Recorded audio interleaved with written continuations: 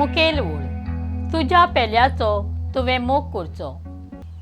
नियाळा कादार फारीद देवांचो प्रश्न जेजूक एक स्वताचो आसलो, पूण जेजूचो जबाब नव्यान बावार्थताच्या काळजांत कांतयता।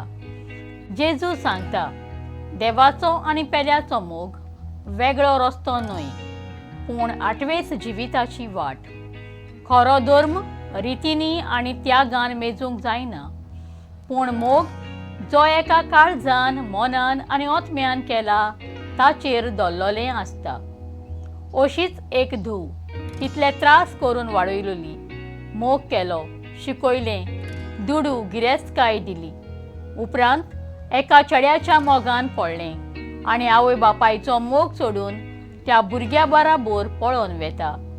हो खरो मोग न्हय, हो मोग आपस्वार्थी, आपलेपणान बोल्लोलो आनी खऱ्या काळजान केलोलो न्हय।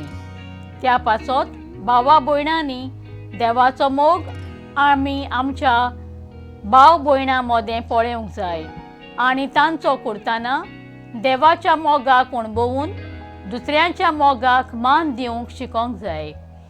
हो मोग वस्तू वो फायदो मेळटा म्हूण न्हय, पूण खरेंच उक्त्या मनान काळजान आत्म्यान केल्लो मोग। जो मोग जेजून खुर्सार ओपून दिलो आनी मनशा कुळाक तारण दिलें तसलो मोग तो। म्हजो थाराव म्हज्या वडिलांच्या मोगाक मान रेस्पेद दिवन जेजून दाखयलोल्या मोगाक विस्वाशी रावंक वावुरतलें।